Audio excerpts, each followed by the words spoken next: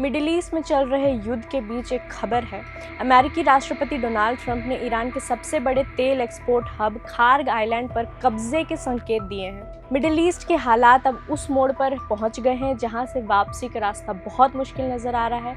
Trump ने साफ कर दिया है कि ईरान की अर्थव्यवस्था की रीढ़ यानी उसके तेल संसाधनों पर कंट्रोल करना उनकी सबसे पसंदीदा रणनीति है। आज हम समझेंगे कि क्या 6 अप्रैल की डेडलाइन से पहले ये विवाद सुलझेगा या दुनिया एक और भीषण महायुद्ध की ओर बढ़ रही है। सबसे पहले खार्ग आइलैंड, क्या ट्रंप का अगला निशाना यही है?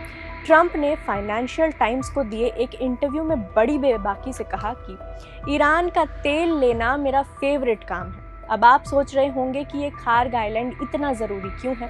दरअसल ईरान अपना 90% कच्चा तेल इसी आइलैंड से दुनिया भर में भेजता है। अगर अमेरिका ने इस पर कब्जा कर लिया तो ईरान की आर्थिक ताकत पूरी तरह खत्म हो जाएगी। ट्रंप ने इसकी तुलना वेनेजुएला के उस ऑपरेशन से की जहां अमेरिका ने राष्ट्रपति निकोलस मदुरो को हटाकर तेल इंडस्ट्री पर कंट्रोल करने की कोशिश की थी। दूसरा, तेल की कीमतों में लगी आग।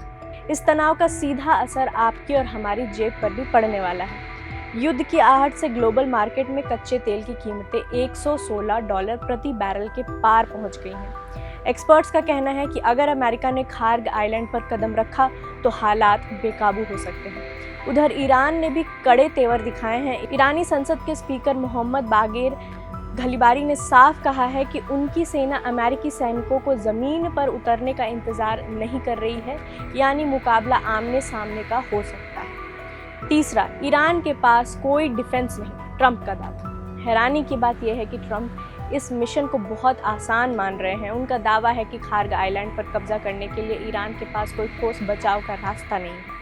हालांकि उन्होंने ये भी माना है कि वहां अमेरिकी सेना को लंबे समय तक रुकना पड़ सकता है। इसी के चलते अमेरिका ने मरीन और 82nd एयरबोर्न डिवीज़न के हज़ारों सैनिक वहां तैनात कर दिए हैं। चौथा, सऊदी एयरबेस पर हमला और हूतियों का डर। खतरा सिर्फ ईरान तक सीमित नहीं है। सऊदी अरब में मौजूद अमेरिकी एयरबेस पर हाल ही में हमला हुआ है जिसमें कई अमेरिकी सैनिक घायल हुए हैं।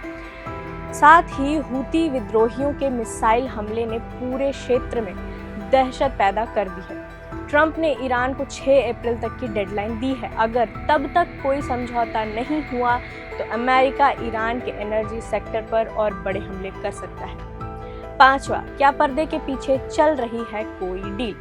तनाव के बीच एक राहत भरी खबर भी है। ट्रंप ने एयरफोर्स 1 के पत्रकारों को बताया कि पाकिस्तान के जरिए ईरान के साथ डायरेक्ट और इनडायरेक्ट बात चल रही है। ईरान ने सम्मान दिखाते हुए 20 तेल टैंकर को स्ट्रेट ऑफ हॉर्मुज से निकलने की इजाज़त दे दी है।